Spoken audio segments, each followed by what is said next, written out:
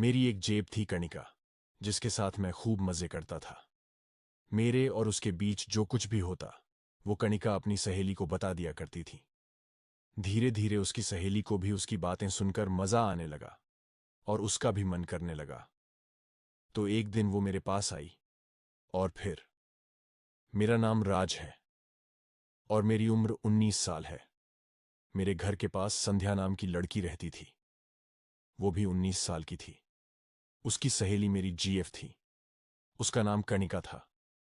संध्या को मेरे और कणिका के बारे में सब पता था। मैं जब भी कणिका को कहीं ले जाता तो यह बात संध्या को पता होती थी, क्योंकि मैं संध्या के घर से ही कणिका को फोन किया करता था। कणिका मेरे और उसके बीच जो होता, वह सब कुछ संध्या को बता दिया करती थी। धीरे धीरे कणिका की बातें सुनकर उसका भी मन होने लगा। संध्या मेरे घर आकर मुझे पूछती, राज, कल तुमने कणिका के साथ क्या क्या किया? मैं उसे बोलता, तुझे उससे क्या लेना देना? और इस तरह से मैं उसे टाल देता था। वो मेरी तरफ देखकर शर्मा कर चली जाती थी। जब मैंने कणिका से संध्या के बारे में पूछा तो उसने बताया कि वो मेरे और उसकी सारी बातें संध्या को बता देती थी। मैं अब सब कुछ समझ गया था। एक दिन जब मैं अपने घर में काम कर रहा था तो संध्या मेरे पास आई और मुझसे बातें करने लगी। मैंने उसे कहा, तू अभी जा, थोड़ी देर से आना, मुझे कुछ काम करना है। मगर वो नहीं मानी। मैं उसे थोड़ी देर तक कहता रहा, फिर वो चली गई। तभी मेरी मम्मी को बाजार जाना था, तो मम्मी ने मुझसे कहा, मैं थोड़ी देर से वापस आऊंगी। तुझे चाय वगैरह पीनी हो तो संध्या को बोल देना, वो बना देगी। मैंने कहा ठीक है। मम्मी के जाने के थोड़ी देर बाद संध्या फिर से मेरे पास आई और मुझे परेशान करने लगी। मैं आज अपना काम नहीं कर पा रहा था। इतने में संध्या मेरे हाथ से छीन कर भागने लगी। मैंने उसे रोकने के लिए उसका हाथ पकड़ लिया, लेकिन इस हरकत से हम दोनों को कुछ कुछ होने लगा। उसको थोड़ी देर तक पकड़ने के बाद उसने मेरा पेन मुझे वापस दे दिया। मैंने उससे कहा, मेरे लिए चाय बना दे। उसने कहा, ठीक है। वो चाय बनाने के लिए चली गई। थोड़ी देर बाद वो चाय बनाकर ले आई।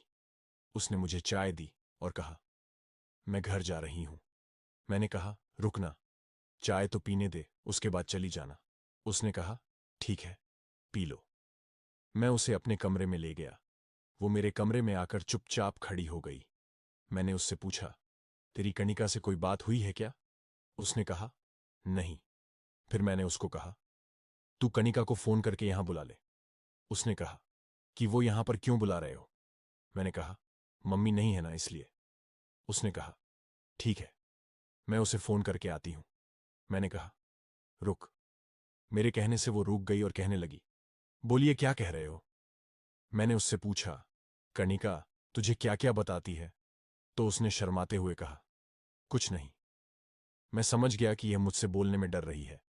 मैंने कहा, संध्या, जरा मेरे पास। तो वो बोली, क्यों? मैंने कहा, आ तो सही। वो धीरे से मेरे पास आई। मैंने उसको बिस्तर पर बिठाया और कहा, संध्या, तुझे सब पता है ना मेरे और कणिका के बारे में? तो वह कहने लगी, मुझे कुछ पता नहीं है। कसम से वह उस समय डर गई थी। फिर मैंने कहा, कोई बात नहीं, तुझे हमारी बातें जाननी हो तो मुझसे पूछ लिया कर, मगर कणिका से पूछा कर। तो उसने कहा, क्यों? मैंने कहा, कहीं कणिका ने तेरी मम्मी को कह दिया तो? उसने धीरे से हाँ में सर हिलाया। उसके बाद मैंने उसे पूछा, तुम्हें क्या जानना है? तो उसने धीरे से ना में सर हिलाया। फिर भी मैंने उसे बताना शुरू कर दिया। थोड़ी देर तक वो ना ना करती रही। उसके बाद वो भी मेरी बातों को ध्यान से सुनने लगी। मैंने उसको मेरे और कणिका के बीच जो हुआ सब बता दिया। उसने मुझसे कहा, कोई और दिन की बात सुनाओ ना। जब मैंने उसे कहा, मैं अब सुनाऊंगा नहीं, बल्कि करके बताऊंगा, वो एकदम से खड़ी हो गई। वो बोली, नहीं, मुझे नहीं जाना। और वो जाने लगी तो मैंने उसका हाथ पकड़ लिया। मैंने कहा, संध्या, मुझे सब पता है कि कणिका की बातें सुनकर तेरा भी मन करता होगा यह सब करने का। आज मैं तुझे खुद सामने से बोल रहा हूं। वो बोली, अगर किसी को पता चल गया तो क्या होगा? मैंने कहा, मैं किसी को कुछ नहीं बताऊंगा, कणिका को भी नहीं। आखिर वह कब तक मना करती। मन तो उसका भी था, तो उसने भी हां बोल दिया। करीब 2 घंटे बाद अपना काम पूरा करके बाहर आ गए।